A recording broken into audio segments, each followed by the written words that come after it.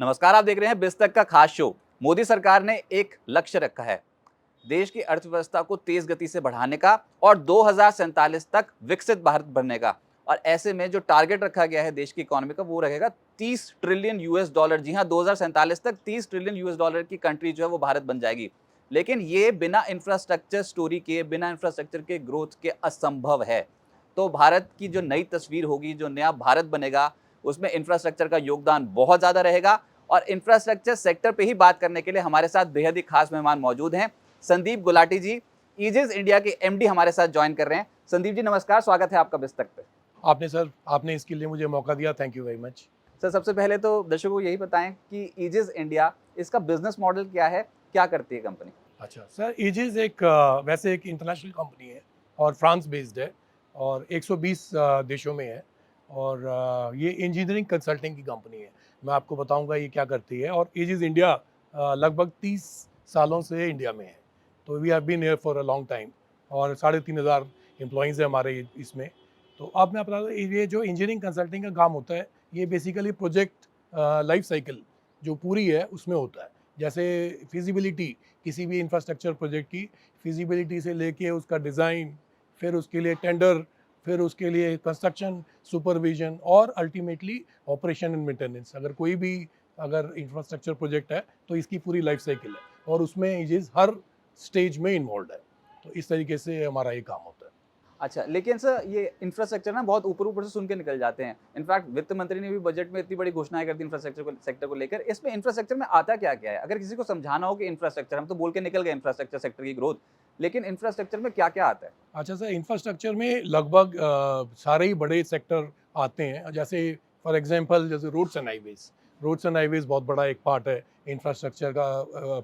Rail network बहुत बड़ा part है। एयरपोर्ट्स हैं, वाटर है, पोर्ट्स हैं, हाउसिंग है, एनर्जी है। तो ये सारा जो कॉम्बिनेशन है इन सब का, ये इंफ्रास्ट्रक्चर का पार्ट है। अच्छा, तो इस बजट में भी बहुत बड़ी-बड़ी घोषणाएँ हुई इंफ्रास्ट्रक्चर सेक्टर को लेकर। और जो बजट में जो कैपेक्स अनाउंसमेंट हुई है एफआई 26 के लिए, सरकार बोल रही है 11.21 लाख करोड़ रुपीस खर्च करेगी और ये लगभग 10.1% का इंक्रीज था पिछले बजट से लेकर अब तक। और कोई बोल रहा है कि नहीं, इस बार ज़्यादा खर्चा नहीं करी सरकार ने, ज़्यादा एलोकेशन नहीं किया बजट में। और कोई बोल रहा है कि नहीं, ठीक है, इट्स ओके, 11.21 लाख करोड़ रुपए इसका है तब भी ठीक है। आप क्या मानते हैं, जो वित्त मंत्री ने घोषणा की थी कैपेक्स को लेकर, क्या वो देश की ग्रोथ को बढ़ावा देने वाली ही थी? वैसे अगर हम ओवरऑल बजट की बात करें और इंफ्रास्ट्रक्चर के बारे में बात करें, तो ये मतलब डायरेक्शन वाइज तो एब्सोल्युटली बिल्कुल ये होता है, बढ़िया डायरेक्शन है जो पिछले 10 साल से चल रहा था। अब जहाँ तक बात आई इंक्रीज कितना हुआ है, तो मैं अगर मेरा अपना व्यू है, पर्सनल व्यू ये है कि शायद ये इससे ज़्यादा हो सकता था। अगर हम इसको 12.5% हम एक्सपेक्ट कर रहे थे, इंक्रीज होता तो और अच्छा था। लेकिन मेरे को लगता है फिजिकल डेफिसिट देखना होता है, तो एक तरीके से फाइनेंस मिनिस्ट्री के पास एक ही एंगल नहीं है। हम शायद थोड़ा बाइज्ड इंफ्रास्ट्रक्चर की तरफ से सोच रहे थे, लेकिन आई थिंक साढ़े 10% के करीब इंक्रीज भी अच्छा इंक्रीज है। तो जो मोदी सरकार 3.0 का कार्यकाल होगा, ये भी इंफ्रास्ट्रक्चर की ग्रोथ को पुश करने वाला ही होगा और बढ़ावा देने वाला होगा। एब्सोल्युटली, क्योंकि अगर आपको मैं वैसे बताऊं, जैसे कई बड़े बड़े इंस्टीट्यूट्स ने, या जैसे आरबीआई ने, या आईआईएम बेंगलोर ने, इन्होंने कुछ ऐसी स्टडी की है जिससे ये पता चलता है कि इंफ्रास्ट्रक्चर में अगर आप 1 रुपया स्पेंड करते हो तो उसका इंक्रीमेंटल वैल्यू लगभग 3 रुपए का जीडीपी ग्रोथ होता है। कैसे? वो ऐसा होता है जैसे आपने कोई रेल प्रोजेक्ट बनाया या आपने कोई भी रोड एक्सप्रेसवे का प्रोजेक्ट बनाया, उससे एम्प्लॉयमेंट कितनी जनरेट हुई, उससे इंडस्ट्रियल डेवलपमेंट कितनी हुई, कितने, तो उससे जो जो इसका मल्टीप्लायर इफेक्ट है वो इंफ्रास्ट्रक्चर का 3 गुना है जीडीपी में। इसीलिए इंफ्रास्ट्रक्चर पे मैक्सिमम फोकस कोई भी कंट्री, कोई भी इकोनॉमी करती है। और बार-बार यही ज़िक्र होता है कि इकोनॉमी में इंफ्रास्ट्रक्चर के ऊपर मोदी सरकार का फोकस ज़्यादा है। अगर पिछले 1 दशक का ट्रैक रिकॉर्ड देखें सर, सरकार की वो कौन-सी योजनाएँ थी, जो इंफ्रास्ट्रक्चर को इस लेवल तक ले आई है? जिसमें हम बात कर रहे हैं कि जैसे मैंने इस शो के स्टार्टिंग बोला था कि 2047 तक विकसित भारत बनना है। तो कौन-सी आपको ऐसा लगता है कि योजनाओं पे सरकार का फोकस बहुत ज़्यादा होगा, जो पिछले दशक से सरकार मान रही है कि हाँ, इनके ऊपर फोकस करना चाहिए? हाँ जी, 1 दशक से। तो मैं आपको बताता हूँ, जैसे फॉर एग्जांपल अगर हम एक डेटा पॉइंट, बड़ा छोटा-सा डेटा पॉइंट लें कि 10 साल पहले इंडिया के अंदर एक दिन के अंदर 12 किलोमीटर की रोड बन रही थी एवरेज, जो आज की डेट में 30 किलोमीटर से ज़्यादा है। वर्ल्ड में fastest growth in terms of road construction India में हो रही है। एयरपोर्ट्स लगभग 150 ऐड हुए हैं जो पिछले टाइम से। आज की डेट में हमारे पास लगभग 500 एयरपोर्ट्स हैं ओवरऑल। उस हिसाब से देखें, इसी तरीके से रेल नेटवर्क रेल नेटवर्क या मेट्रो नेटवर्क, अगर हम कोई भी चीज़ उठा लें आज की डेट में, जैसे अब PMAY एक बहुत इंपॉर्टेंट प्रोजेक्ट है, प्रधानमंत्री जैसे आवास आपका, हाँ योजना। जी, प्रधानमंत्री आवास योजना, जिसमें एजिस भी बड़ा अच्छी तरह कंट्रीब्यूट कर रहा है। MP में we were rated the second best in India in terms of PMAY project. तो उसके अंदर आप जैसे गवर्नमेंट ने बोला 1 करोड़ नए हाउसिंग डेवलपमेंट होगी, 11 करोड़ नए वाटर कनेक्शंस की गवर्नमेंट अनाउंसमेंट कर रही है। तो अगर हम देखें तो छोटे लेवल पे भी और बड़े लेवल पे भी काफ़ी बड़ा काम हो रहा है इंफ्रास्ट्रक्चर। और ईज ऑफ डूइंग बिजनेस की भी बात करती है सरकार। इंफ्रास्ट्रक्चर कैपिटल इंटेंसिव बिजनेस है। किसी को शुरू करना हो अगर ये बिजनेस, तो आपको लगता है कि इतना ईज ऑफ डूइंग बिजनेस है इंफ्रास्ट्रक्चर सेक्टर के लिए कि कोई बहुत ही आसानी से आ जाएगा और वो इंफ्रास्ट्रक्चर का कारोबार शुरू कर लेगा? नहीं, अच्छा पॉइंट है ये आपका। और मैं कहूँ कि हम we are the best in the business, तो वो तो बात नहीं है। अभी भी कुछ चीज़ें हैं जो हमारे को इम्प्रूव करनी है। लेकिन और अब ईज़ ऑफ डूइंग बिजनेस एक जो सर्वे था, उसी पे कई बारी क्वेश्चन मार्क आ गया। वर्ल्ड बैंक ये जो करते थे, तो उसमें वैसे अगर हम देखें 2021 के बाद ये सर्वे नहीं हुआ। 2021 के सर्वे में हम 142 पोजीशन से 63rd आ गए थे। तो even in survey there was an improvement. But लेकिन आपका जो पॉइंट बिल्कुल ठीक है कि इतनी इम्प्रूवमेंट नहीं हुई जितनी होनी चाहिए थी। And there are areas which we need to improve. लेकिन पिछले कुछ सालों में रियली हमने कुछ चीज़ों में देखा है, जैसे आप देखो GST इम्प्लीमेंटेशन हो गया, या फेसलेस इनकम टैक्स की असेसमेंट हो गई। इस तरीके की कुछ चीज़ें आई हैं, जैसे स्टार्टअप का पोर्टल अलग आ गया। एक ही दिन में आप सारा स्टार्टअप को पूरा अपना रजिस्टर कर सकते हैं। तो ईज ऑफ डूइंग हुआ है। बट जैसे अपना क्वेश्चन था कि एक ही, क्या हम किसी ने नया बिजनेस करना है तो it is really as easy, तो शायद उतना नहीं है जहाँ हमें जाना चाहिए। तो एरियाज ऑफ इम्प्रूवमेंट तो हैं अभी भी।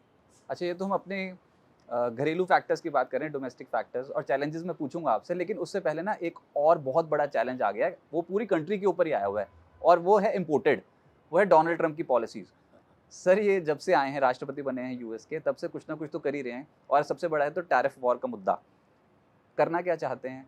आपकी भी तो इंटरनल ग्रुप मीटिंग्स होती होंगी, वो समझ में आता होगा क्योंकि आपका जो कारोबार है, आपने खुद बताया, इतने देशों में फैला हुआ है, तो हर कंट्री इम्पैक्ट होगी इनकी टैरिफ वॉर से, ऐसा लग रहा है। सर, ये भारत कितना इम्पैक्ट होगा, कितना बड़ा चैलेंज समझते हो देखिए, आप? भारत में इम्पैक्ट होगा, इसमें कोई डाउट नहीं। लेकिन मेरा ख्याल से ये अभी थोड़ा थोड़ा जल्दी है इसकी इसकी असेसमेंट करनी। और आप देखिए, जब से आए हैं ट्रम्प जी, कोई ना कोई नया अनाउंसमेंट उनका डेली आ रहा है। तो अभी मेरे को लगता है इसकी असेसमेंट में टाइम लगेगा। लेकिन जहाँ तक इंडिया है, इम्पैक्ट ज़रूर होगा, जैसे अनाउंस हुआ है। लेकिन इंडिया और यूएस का जो रिलेशनशिप है, वो बहुत स्ट्रॉन्ग है और बहुत पुराना है। तो इतना as a strategic partner India को शायद सभी देशों के मापदंड की तरह नहीं रखा जाएगा। ये एक अनाउंसमेंट ज़रूर हो रही है। But I would reserve my comments for at least some more time, जब तक हम इसको पूरी तरह ना एनालाइज कर पाए। अच्छा सर, लेकिन बात ये होती है कि सरकार का फोकस तो बहुत ज़्यादा इंफ्रास्ट्रक्चर सेक्टर के ऊपर, लेकिन वो जो वर्ल्ड क्लास स्टैंडर्ड्स होते हैं, क्या आपको लगता है कि वो अभी इंडिया में उतने हैं? जैसे कि फॉर एग्जांपल, जैसे दुबई में बिल्डिंग्स हो गई, रोड्स हो गए, या फिर चाइना में जितनी कंस्ट्रक्शन एक्टिविटी हो रही है, जितना इंफ्रास्ट्रक्चर स्पेंडिंग हो रही है, क्या उस स्केल पे भारत में अभी हो रही है? या फिर कंपनियों के सामने क्या चैलेंजेस हैं जो वो ये स्तर हासिल नहीं कर पा रही? देखिए, कोई भी काम करने में टाइम लगता है और इतनी बड़ी हमारी कंट्री है। लेकिन मैं फिर भी ये कहूँगा कि पिछले 1 डेकेड में, पिछले 10 साल में जितना इंफ्रास्ट्रक्चर में काम हुआ, उतना पहले कभी नहीं हुआ। तो ये तो, और I am sure people on the ground can see, जैसे आपने देखा होगा कि जो कंस्ट्रक्शन हो रही है वो पहले इस लेवल पे हुई नहीं, अनप्रेसिडेंटेड है। लेकिन जहाँ तक आपकी बात है कि वो वर्ल्ड क्लास पहुँचने में, there is you need a journey to reach there. तो वो टाइम ज़रूर लग रहा है। लेकिन धीरे-धीरे वहाँ पहुँच रही है बात। अब आप देखिए, हमारी वर्ल्ड क्लास मेट्रो नेटवर्क्स हैं। आप चाहे यूरोप जाएँ, चाहे यूएस जाएँ या कहीं भी जाएँ, हमारी मेट्रो आज की डेट में किसी से पीछे नहीं है। एक्सप्रेसवेज़ जो नए बन रहे हैं, बहुत ही बढ़िया क्वालिटी के बन रहे हैं। एयरपोर्ट्स आप जाइए, आई एम श्योर आपने बाहर भी ट्रैवल किया होगा। आज इंडिया के एयरपोर्ट्स किसी भी बड़े एयरपोर्ट्स को अच्छी टक्कर दे रहे हैं। तो there is definitely improvement going in that direction. लेकिन अभी भी काफ़ी चैलेंजेस हैं और वो चैलेंजेस पार करने में टाइम भी लगता है। एक पहला चैलेंज तो सबसे बड़ा ये है कि अभी भी फाइनेंसिंग इंडिया में it's not so easy to get financing. और उसके लिए जो बाहर के प्लेयर हों या इंडियन प्लेयर्स हों, उनके लिए एक लेवल प्लेइंग फील्ड अभी भी पूरी तरह डेवलप नहीं हुई है। आप बात कीजिए लैंड एक्विजिशन की। लैंड एक्विजिशन के आज भी नॉर्म्स जो हैं वो इतने ईजी नहीं है। आपने कोई भी एक नया बड़ा प्रोजेक्ट लगाना है, उसमें लैंड एक्विजिशन में इतना टाइम लग जाता है। इन्वायरमेंटल इन्वायरमेंट की क्लियरेंस में इतना टाइम लग जाता है कि कई कंपनीज उसमें थोड़ी सी हेजिटेट करती हैं प्रोजेक्ट्स में आने के लिए। फिर कॉस्ट ओवररन्स, प्रोजेक्ट डिलेज बहुत हैं अभी भी। जो प्रोजेक्ट आपने अनाउंस किया 5 साल में, अगर उसको बनने में 8 साल लग जाते हैं तो उसकी फाइनेंशियल वायबिलिटी ज़ीरो हो जाती है प्रोजेक्ट की।